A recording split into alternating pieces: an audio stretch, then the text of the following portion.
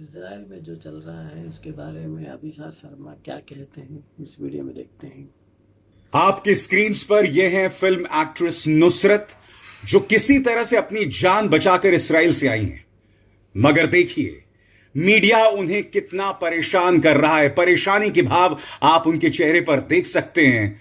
मगर इस बेशर्म गोदी मीडिया को थोड़ी सी भी शर्म नहीं है कि इस मौके पर कम से कम उन्हें परेशान ना करें। इसराइल में जो संकट चल रहा है, भारत में कुछ लोग अपनी नीचता का स्तर दिखा रहे हैं, तमाम लक्ष्मण रेखाओं को पार कर रहे हैं, जिसमें यह नजारा सबसे शॉकिंग है। हमला तो इसराइल पर हुआ है ना। आतंकवादी संगठन हमस ने इसराइल पर हमला किया है, तो हम भारतीय अपनी इंसानियत क्यों खो रहे हैं? आखिर क्या वजह है कि कुछ लोग हमस जैसे आतंकवादी संगठन के आतंकवादी हमले पर भारत में यहां जश्न मना रहे हैं और उसे जायज ठहरा रहे हैं? आखिर क्या वजह है कि सत्ताधारी भारतीय जनता पार्टी मौके पर चौका मार रही है?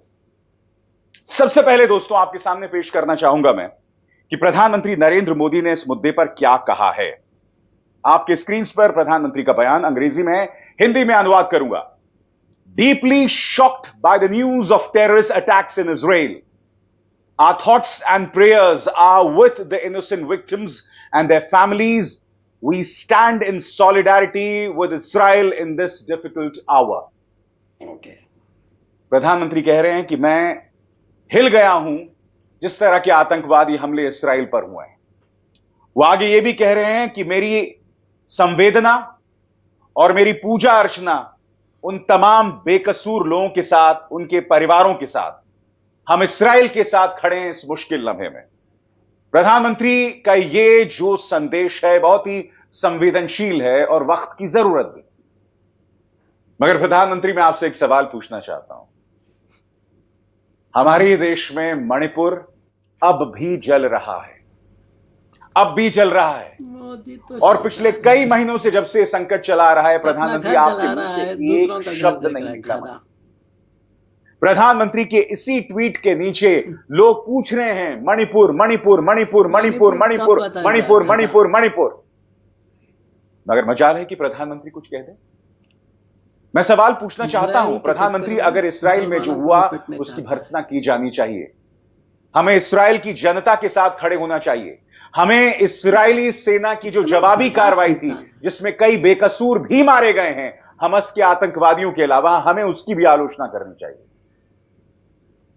आप बदला लीजिए, मगर बेकसूरों पर निशाना नहीं साधा जाना चाहिए। सही बात है। मगर यहां पर सवाल हमारे देश का है। आखिर क्या वजह है प्रधानमंत्री कि जो देश के अंदर बड़ी बड़ी घटनाएं होते हैं, आप उस पर पूरी तरह से चुप्पी साध लेते हैं? कुछ मालूम नहीं, जैसा बैठा रहता। चीन हमारे 21 जवानों को शहीद कर देता, आपके मुंह से चीन नहीं निकलता। और चीन के नाम पर आप मीडिया संस्थानों पर क्या कार्रवाई करते हैं सब जानते हैं। मणिपुर में हालात बद से बदतर हैं, अभी भी काबू में नहीं है प्रधानमंत्री। मगर आप इसराइल के लिए ट्वीट कर सकते थे। हमारे देश मणिपुर में जो हो रहा है उस पर आपके मुंह से एक शब्द नहीं निकला। एक शब्द कहां से निकला? और इस मौके पर, इस मौके का भी फायदा उठाने की कोशिश भारतीय जनता पार्टी कर सकती है। तालियां आपको, 36 तोपों की सलामी। एक यही संस्कारी पार्टी है जो हर त्रासदी को वोट में बदलने की कोशिश करती है। उन्होंने दोस्तों ये ट्वीट किया है आपके स्क्रीन पर। इस ट्वीट में भारतीय जनता पार्टी ये बता रही है कि जो इसराइल में हुआ उसका सामना भारत कर चुका है। मगर वो यहां नहीं रुकता है। वो 2004 से 2014 की बात करता है, जब कांग्रेस का शासन था और जब आतंकवादी हमले हो रहे थे। यानी कि इसराइल में जो हुआ सो हुआ, अब उसका फायदा देश में उठा लिया जाए वोट बटोरने के लिए। शर्म तुमको मगर आती नहीं? एक त्रासदी के सहारे वोट्स हासिल करने की कोशिश। अब जाहिर सी बात है दोस्तों, कांग्रेस इसका पलटवार कर रही है। हालांकि एक बात स्पष्ट कर दूं, जो मुद्दे भाजपा ने उठाए हैं, जिन आतंकवादी हमलों का जिक्र किया है, चाहे 26/11 हो, चाहे मुंबई ट्रेन धमाके हो, चाहे हैदराबाद धमाके हो, ये सब हकीकत थी। और उस वक्त जब कांग्रेस का शासन था तो मैंने बतौर पत्रकार उस वक्त सुरक्षा की खामी को लेकर उस वक्त की कांग्रेस सरकार को कटघरे में रखा था। मगर मुद्दा वो है ही नहीं अभी। मुद्दा आज ये है कि आखिर क्या वजह है कि भारतीय जनता पार्टी एक त्रासदी का भी इस्तेमाल वोट बटोरने के लिए कर रही है। अब स्वाभाविक सी बात है दोस्तों, इसका पलटवार कांग्रेस कर रही है। क्या कह रही है सुप्रिया श्रीनेत आपकी स्क्रीन पर? 1999 में भाजपा के शासनकाल में कंधार हाईजैक हुआ, फिर मसूद अजहर को सुरक्षित रिहा किया गया। भाजपा के शासनकाल में 1999 में करगिल में घुसपैठ हुई, 2001 में संसद पर हमला हुआ, 2002 में रघुनाथ मंदिर और अमरनाथ यात्रा पर हमले हुए, और अब भी मोदी सरकार की नाक के नीचे आतंकवादी हमलों की एक लंबी लिस्ट है। और ये सिर्फ कश्मीर क्षेत्र के आंकड़े हैं, बाकी आगे साझा करूंगी, जिसमें आप देख सकते हैं सुप्रिया श्रीनेत बाकायदा पूरी लिस्ट पेश कर रही हैं। आर्निया में हमला होता है जहां 8 लोग मारे जाते हैं, मोहरा 31 फील्ड रेजिमेंट उड़ी में 11 हमारे सुरक्षाकर्मी मारे जाते हैं, कठुआ में 3 सुरक्षा जवान मारे जाते हैं, कुपवाड़ा में 3 सुरक्षा जवान मारे जाते हैं। इस तरह से पूरी लिस्ट पेश की है। कांग्रेस ने भी अपने ट्विटर हैंडल पर बताया है कि मोदी सरकार में कौन कौन से आतंकवादी हमले हुए हैं। बैंगलोर ब्लास्ट, जम्मू हमला, मणिपुर हमला, गुरदासपुर हमला, पठानकोट हमला, पंपोर हमला, कोकराझार हमला, उड़ी हमला, बारामूला हमला, हंदवाड़ा हमला, नगरोटा आर्मी बेस पर हमला, सुकमा हमला, Bhopal Ujjain passenger train bomb blast, Amarnath Yatra पर हमला, सुंजुबान हमला, दांतेवाड़ा हमला, गढ़चिरौली नक्सली बमबारी, पूरी एक list. Sukma, Pulwama, Jammu bus stand, Kashmir हमला, डिब्रूगढ़। यह भी बताया जा रहा है कि राष्ट्रीय सुरक्षा सलाहकार अजीत डोभाल ने 1999 में बाकायदा उन आतंकवादियों को तालिबान के सुपुर्द किया था, और उसके बाद मौलाना मसूद अजहर जैसा राक्षस पैदा हुआ था, जिसने फिर हमारी संसद पर हमला करवाया था। यह भी बतलाया जा रहा है कि पहली बार भारत में एक जगह जहां पर आतंकवादी हमला हुआ था, वहां भारत में आतंकवादी हमला करवाने वाली आईएसआई को निमंत्रित किया गया था। तो एक तरह से दोनों तरफ से वार और पलटवार हो रहा है। मैं एक बात स्पष्ट कर दूं, प्रधानमंत्री जब इस्राएल के बारे में कहते हैं तो हम उनसे यह उम्मीद करते हैं कि वो मणिपुर के बारे में भी कहें। मणिपुर पर आप पूरी तरह से खामोश बने हुए हैं, जो अपने आप में बहुत शॉकिंग है। प्राइम मिनिस्टर, बहुत जरूरी हो जाता है कि मणिपुर में जो चल रहा है उस पर काबू पाने के लिए आप बयान दें। गृहमंत्री खामोश हैं, आपके मुख्यमंत्री अनर्गल बातें करते रहते हैं। मुझे हैरत है कि मणिपुर की जनता को लेकर आपके दिल में इतनी सी भी संवेदना नहीं है कि आप इस्राएल पर अपनी बात कह रहे हैं, मगर उस पर आप कुछ भी नहीं कह रहे हैं, खामोश बने हुए हैं। और आपका जो ट्विटर हैंडल है बीजेपी का, वो तो महान है बिल्कुल। पहले राहुल को रावण बताते हैं, फिर राजा बाबू बताते हैं। हालांकि आप जानते हैं फिल्म राजा बाबू में जो राजा बाबू यानी गोविंदा का कैरेक्टर होता है, वो अलग अलग गेटअप्स में फोटोज खिंचवाता है, अलग अलग कपड़े पहनता है, बार बार कपड़े पहनता है, कभी डॉक्टर, कभी सैनिक। और आप भी जानते हैं हमारी भारतीय राजनीति में ऐसा कौन सा राजनेता है जो सबसे ज्यादा कपड़े बदलता है, सबसे ज्यादा टोपियां बदलता है? कौन है ऐसा राजनेता? बताइए, कमेंट सेक्शन में बताइए। मोदी। यानी कि भारतीय जनता पार्टी के ट्विटर हैंडल ने शालीनता की तमाम हदों को पार कर दिया। इस्राएल में जो हो रहा है वो हम सब के लिए चिंता की बात है, मगर जो इस्राएल में हो रहा है उसको लेकर हम अपने स्तर को ना गिराएं। आप जानते हैं दोस्तों, ट्विटर पर भारत में बसी एक मुस्लिम स्कॉलर का मैंने ट्वीट देखा, और वो बहुत ही शर्मनाक ट्वीट था। वो मोहतरमा ये बात कह रही थी, क्योंकि आपको याद है दोस्तों, एक वीडियो वायरल हो रहा है जिसमें एक औरत की लाश पड़ी हुई है, मुंह के बल उसकी लाश पड़ी हुई है एक गाड़ी में, उसके शरीर पर एक भी कपड़ा नहीं, और हमस के आतंकवादियों ने उसकी लाश पर पैर रखकर वो लोग नारे लगा रहे हैं अल्लाह अकबर को।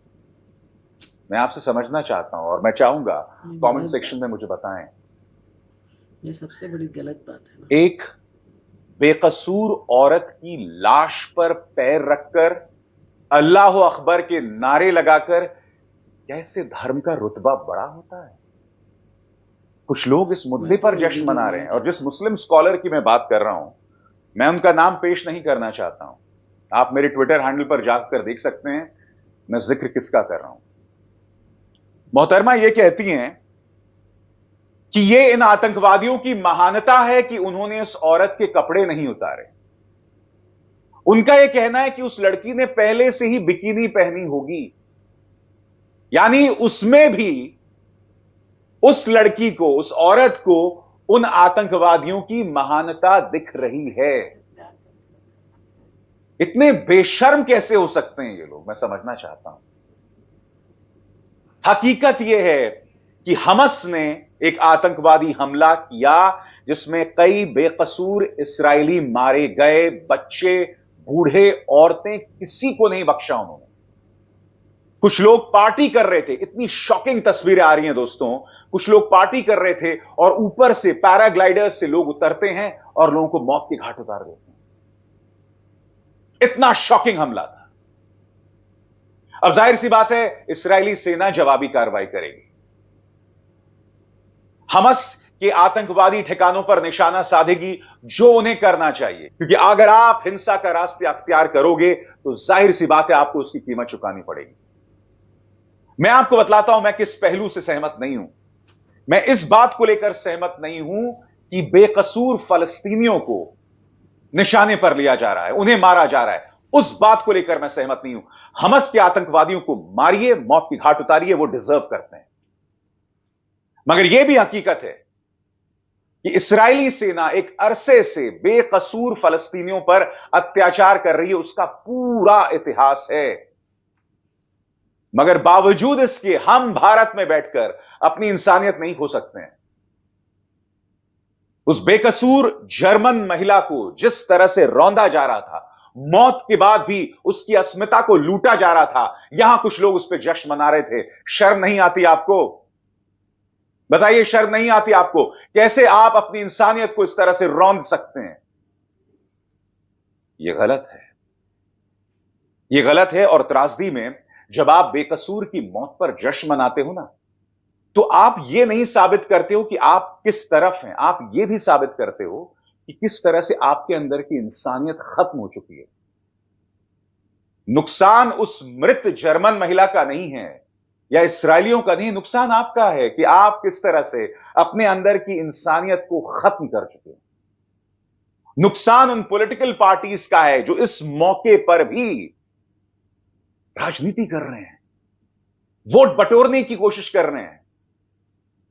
शॉकिंग है कि प्रधानमंत्री नरेंद्र मोदी ने आज तक मणिपुर के बारे में एक शब्द नहीं कहा, जो नहीं होना चाहिए। आपको बोलना चाहिए मणिपुर।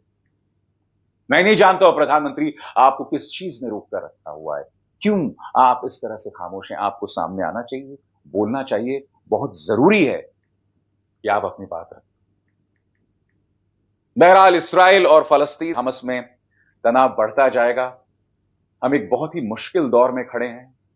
खबरें यह भी आ रही हैं, जैसे कि इस न्यूज एजेंसी में है, कि ईरान ने हमस का साथ दिया। अगर यह हकीकत है और अगर माहौल गर्म होता है तो हम एक और बड़े टकराव की तरफ बढ़ रहे हैं, जिसका आपको और हमको अंदाजा नहीं है। मैं ये नहीं कहता हूं हम एक और विश्व युद्ध की तरफ बढ़ रहे हैं, मगर हम एक बहुत बड़े टकराव की तरफ बढ़ रहे हैं। और इस मुश्किल लम्हे में हमें अपनी इंसानियत नहीं खोनी है, हमें अपने समाज को और नहीं बांटना है। क्योंकि जो इस्राइल और फलस्तीन में होगा उसका फायदा कुछ राजनेता यहां निकालेंगे, यहां के माइनॉरिटीज को टारगेट करेंगे। हमें उससे बचना है, क्योंकि हम देख चुके हैं दोस्तों, कोरोना आता है तो तबलीगी जमात को राक्षस बनाकर उन्हें टारगेट किया जाता है। सब झूठ, क्योंकि सुप्रीम कोर्ट ने उनके पक्ष में फैसला किया था। किसान आंदोलन होता है तो सिखों पर निशाना साधा जाता है, किसानों पर निशाना साधा जाता है। मैं आपसे हाथ जोड़कर प्रार्थना करता हूं कि हम अपने आप को कितना बर्बाद करेंगे भाई। किस हैवानियत के दलदल में हम खुद को दफन करते रहेंगे, बार बार करते रहेंगे। और क्यों कर रहे हैं? अपनी आत्मा को बचाइए, उस पर खरोंच मत पड़ने दीजिए इन तमाम चीजों से। उन लोगों को पहचानिए जो आप में दरार पैदा करते हैं, चाहे पॉलिटिकल पार्टीज हों या वो सो कॉल्ड एक्टिविस्ट हों जो उस जर्मन महिला की मौत पर आतंकवादियों की अच्छाई ढूंढ रहे थे। मेरी ये बातें कुछ लोगों को बुरा लग सकती है, मुझे परवाह नहीं है, मगर आज जो मैं आपके सामने अपील कर रहा हूं, आपकी भलाई की अपील कर रहा हूं। अपने अंदर अपनी इंसानियत को बर्बाद मत कीजिए आतंकवादियों की हरकतों पर जश्न मनाकर। नहीं, सही बात है। अपने हद में होकर जंग लड़ना चाहिए। जंग में भी उसूल होते हैं, उस उसूल पे चलना चाहिए। किसी को भी मजलूम को ख़त्म नहीं करना चाहिए। जिस तरह से इजराइल कर रहा है, हम भी तो ऐसा नहीं कर सकते। हमास को भी सोचना चाहिए, हद में होकर जंग लड़ना चाहिए। इजराइल को तो ख़त्म करना ही है, शैतान है वो, मगर मासूमों की जान नहीं लेना चाहिए। इजराइल की मिलिट्री को ख़त्म करना है, वहाँ के हुक्मरानों को ख़त्म करना है, उनकी सोच को ख़त्म करना है, ताकि वो फ़लस्तीनियों को आज़ादी मिले। आज़ादी का हक लड़ कर लेना ये भी तो जायज़ है, मगर मासूमों को जान लेकर नहीं।